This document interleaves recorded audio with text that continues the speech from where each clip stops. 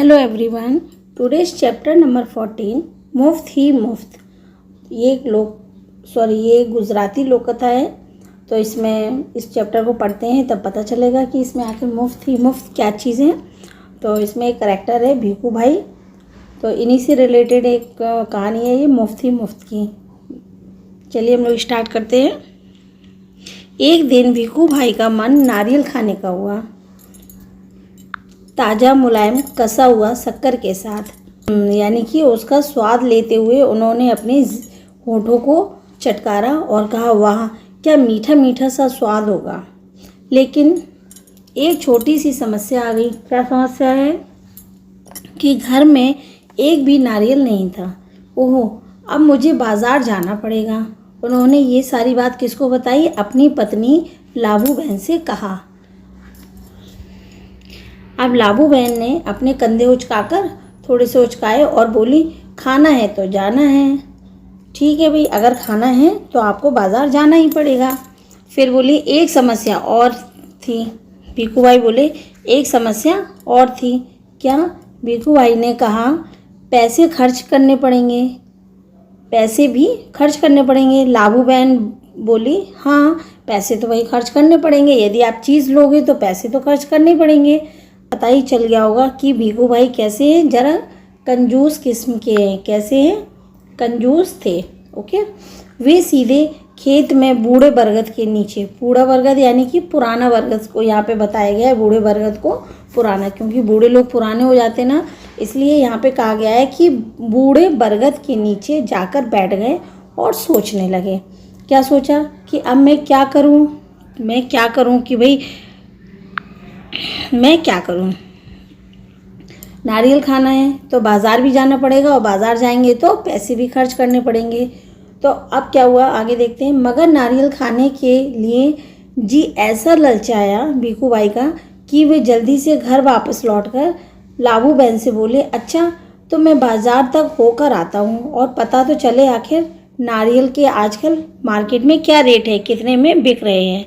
तो जूते पहने और छड़ी उठाई उन्होंने। भिखू भाई निकल पड़े। जूते पहनकर छड़ी उठाकर भिखू भाई निकल पड़े। बाज़ार में लोग अपने अपने कामों में लगे हुए थे। भिखू भाई ने इधर देखा, कुछ उधर उठाया, कुछ उधर दाम पूछे। चीज़ मार्केट में हम लोग जाते ना, कुछ इधर देखा कुछ उधर, कोई चीज़ उठाई, उसका रेट पूछा और वहीं के वहीं छोड़ दिया। देखते देखते पूछते पूछते वो कहाँ चले गए? नारियल वाले के पास पहुँच ही गए। आखिर में वो नारियल वाले के पास पहुँच गए। तो नारियल वाले से पूछते हैं कि ये नारियल वाले भाई, कितने दाम का है, कितने में दोगे ये नारियल? भिखू भाई ने उनसे पूछा। नारियल वाले ने कहा, बस 2 रुपये में दूंगा काका। कितने रुपए में दूंगा? बस 2 रुपये में दूंगा काका। तो अब भिखू भाई ने क्या किया? बस 2 रुपये, मतलब उनको 2 रुपये बहुत ज़्यादा लग रहे थे, इसलिए बोले बस 2 रुपये। भिखू भाई ने आगे फैलाकर कहा, अच्छा बहुत ज़्यादा है, 1 रुपये में दे दो। तो नारियल वाले ने कहा, ना जी ना, 2 रुपये सही दाम है, सिर्फ ले लो या छोड़ दो। ठीक है। भिखू भाई बोले, ठीक है ठीक है। भिखू भाई बड़बड़ाए और आगे चल दिए। अच्छा तो बताओ 1 रुपये में कहाँ मिलेगा? नारियल वाले ने कहा, यहाँ से थोड़ी दूर जो आगे मंडी है वहाँ शायद मिल जाए। सो भिखू भाई उसी तरफ निकल पड़े और चलो देख लेते हैं। आखिर वे अपने आप से बोलते हुए टहलते हुए वो आगे निकल गए कि चलो वहाँ पर भी देख लेते हैं कि कितने में मिल रहा है, और एक मौका भी है टहलने का, एक मौका भी मिल जाएगा और रुपए भर की बचत भी हो जाएगी। खुशी से गुड़गुड़ाते हुए भिखू भाई ने अपनी छड़ी को ज़मीन पर थपथपाया और चल दिए। मंडी में बहुत ही कोलाहल फैला हुआ था। व्यापारियों की ऊंची ऊंची आवाज़ें गूंज रही थी। कोलाहल मीन्स शोर शराबा, बहुत ही ज़्यादा भगदड़ मची हुई थी। मंडी में तो वैसे भी शोर शराबा होता है। बहुत ही ऊंची ऊंची आवाज़ें गूंज रही थी। कोई कह रहा था बटाटा आलू, कोई कांदा प्याज, गाजर, गोभी बंद गोभी, इस तरीके की आवाज़ें मार्केट में बाज़ार में गूंज रही थी।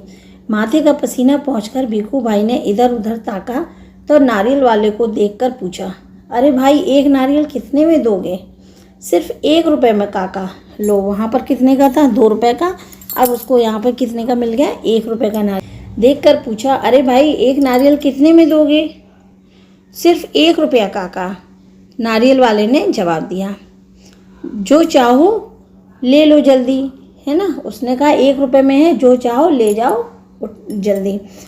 तो क्वेश्चन मार्क। भाई ने कहा, पूछे भाई यह क्या है, मैं इतनी दूर से आया हूँ और तुम पूरा 1 रुपया मांग रहे हो, 50 पैसे काफ़ी हैं। मैं इस नारियल को लेता हूँ और तुम यह लो पकड़ो 50 पैसे। यानी कि पहले वो 2 रुपये में था, तब वो 1 रुपये में मांग रहा था। अब ये नारियल यहाँ पर 1 रुपये में मिल रहा है, तो इसको वो 50 पैसे में लेने की कोशिश कर रहा है भीखू भाई। नारियल वाले ने झट से भीखू भाई के हाथ से एक नारियल छीना और क्या किया, बोला माफ़ करो काका, 1 रुपये या फिर कुछ नहीं, या तो 1 रुपये में दो या फिर मुझे कुछ नहीं दो। लेकिन भीखू भाई तो का चेहरा निराश देखकर बोला, बंदरगाह पर चले जाओ, हो सकता है वहाँ तुम्हें 50 पैसे में भी मिल जाए। ठीक है, उस नारियल वाले ने काका को सलाह दिया कि हो सकता है बंदरगाह पे आपको 50 पैसे का भी मिल जाए, आगे चले जाओ। भीखू भाई अपनी छड़ी से टेक लगाकर सोचने लगे, आखिर तो पूरे 50 पैसे हैं, वैसे भी मेरी टांगों में अभी भी दम है कि मैं वहाँ तक चल सकता हूँ। पैरों को घसीटते हुए भीखू भाई आगे चलने लगे। हर 2 कदम पर रुककर जेब में से एक बड़ा रूमाल निकालकर वो अपना पसीना पोंछते हुए आगे चल दिए। सागर के किनारे एक नाव वाला बैठा था। 4 नारियल पड़े थे, 2-4 नारियल पड़े हुए थे। अरे भाई, एक नारियल कितने में दोगे, भीखू भाई ने पूछा और कहा, ये तो काफ़ी अच्छे दिखते हैं, ये कितने में दोगे काका।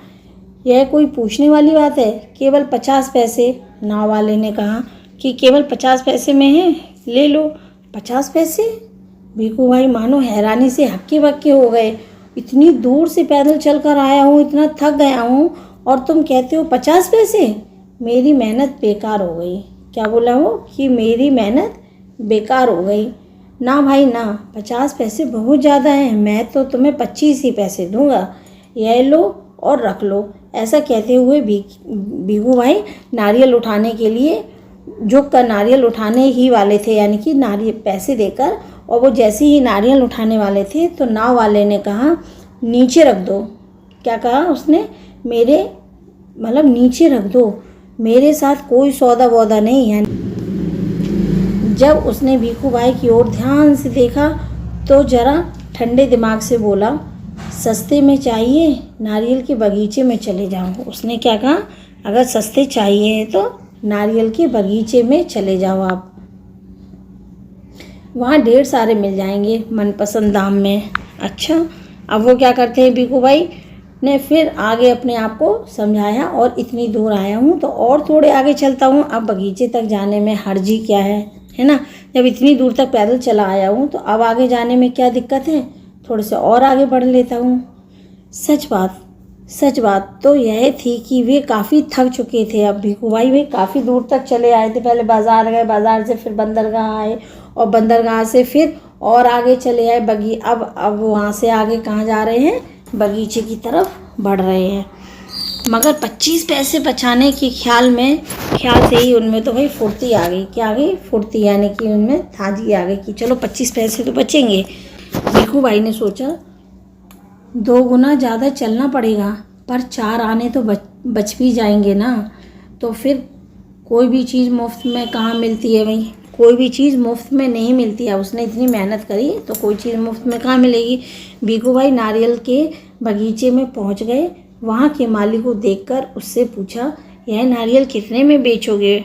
ने जवाब दिया, जो पसंद आए ले जाओ काका, बस 25 पैसे का एक है, देखो कितने बड़े बड़े हैं। हे भगवान, 25 पैसे, पूरा रास्ता पैदल चलने के बाद भी जूते घिस गए मेरे, मैं थक भी गया हूँ और अब पैसे भी देने पड़ेंगे। मेरी बात मानो, एक नारियल मुफ्त में ही दे दो। हाँ देखो मैं कितना थक गया हूँ, भीखू भाई ने कहा। हाँ देखो मैं कितना थक गया हूँ। भीखू भाई की बात सुनकर माली ने कहा, अरे काका, मुफ्त में चाहिए ना, यह रहा पेड़ और वह रहा नारियल, पेड़ पर चढ़ जाओ और जितने चाहो नारियल तोड़ लो, वहाँ नारियल की कोई कमी नहीं है, वैसे मेरी मेहनत के हैं, सच जितना चाहूँ ले लो। भीखू भाई तो खुशी से फूले ना समाये। मेरा यहाँ तक आना बेकार नहीं हुआ। भिखू भाई ने क्या सोचा, चलो मेरा यहाँ तक आना बेकार नहीं हुआ। अब इतना ही सुना और उन्होंने जल्दी जल्दी पेड़ पर चढ़ना शुरू कर दिया। भिखू भाई ने जल्दी जल्दी पेड़ पर चढ़ना शुरू कर दिया। पेड़ पर चढ़ते चढ़ते भिखू भाई ने सोचा, बहुत अच्छे, मेरी तो किस्मत ही खुल गई, जितने नारियल चाहूँ तोड़ लूँ और पैसे भी ना दूँ, क्या बात है। भिखू भाई ऊपर पहुँच गए। फिर वे टहनी और तने के बीच आराम से बैठकर दोनों हाथों को आगे बढ़ाने लगे। सबसे बड़े नारियल, जब वो बड़े नारियल को तोड़ने के लिए उन्होंने हाथ आगे बढ़ाया तो क्या लिखा, झक से पैर फिसल गए और भिखू भाई ने एकदम से नारियल को पकड़ लिया। उनके दोनों पैर हवा में झूलते रह गए। ओ माँ, अब मैं क्या करूँ। भिखू भाई चिल्लाने लगे, अरे भाई मदद करो। उन्होंने नीचे खड़े माली से विनती की। माली ने कहा, वो मेरा काम नहीं है काका, मैंने सिर्फ नारियल लेने की बात की थी, बाकी सब तुम्हारे नारियल के बीच का मामला है। पैसे नहीं, खरीदना नहीं, बेचना नहीं और मदद नहीं। पैसा भी नहीं है, खरीदना भी नहीं है, बेचना भी नहीं है और मदद भी नहीं है, सब कुछ मुफ्त है। तभी ऊंट पर सवार एक आदमी वहाँ से गुजरा। अरे ओ, भिखू भाई उसे जोर जोर से चिल्लाकर बुलाने लगे, ओ ऊंट वाले भाई, मेरे पैर वापस पेड़ पर टिका दो ना, बड़ी मेहरबानी होगी। क्योंकि नारियल को पकड़े हुए थे और वो बिना उनके पैर हवा में झूल रहे थे। तो उसने कहा, मेरे पैर वापस पेड़ पर टिका दो ना, बड़ी मेहरबानी होगी। ऊंट वाले ने सोचा, चलो मदद कर देता हूँ, मेरा क्या जाता। ऊंट की पीठ पर खड़े होकर उसने भिखू भाई के पैरों को पकड़ लिया। ठीक उसी समय ऊंट को हरे हरे पत्ते नजर आ गए। पत्ते खाने की लालच में ऊंट ने गर्दन झुकाई और अपनी जगह से हट गया। बस वह आदमी ऊंट की पीठ से फिसल गया। अपनी जान बचाने के लिए उसने भिखू भाई के पैरों को कसकर पकड़ लिया। अब दोनों क्या करते, इतने में एक घुड़सवार आया। पहले भिखू भाई अकेले लटक रहे थे, अब वो ऊंट वाला भी लटक गया।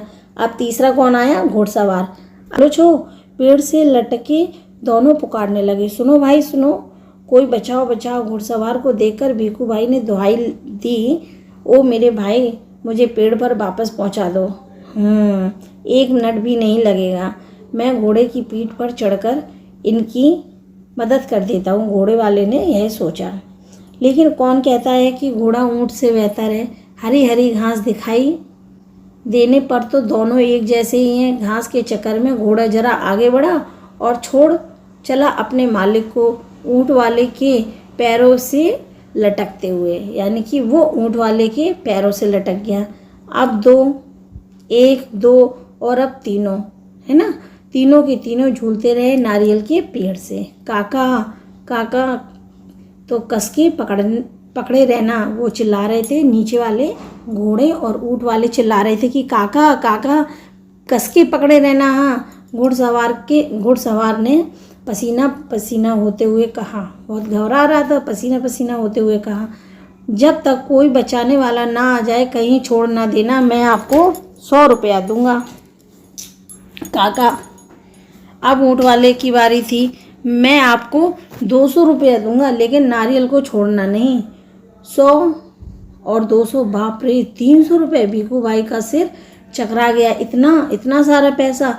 खुशी से उन्होंने अपनी दोनों बाहों को फैलाया और नारियल गया, खुशी से दोनों बाहों को फैलाया कि वाह 300 रुपये, और नारियल गया हाथ से छूट।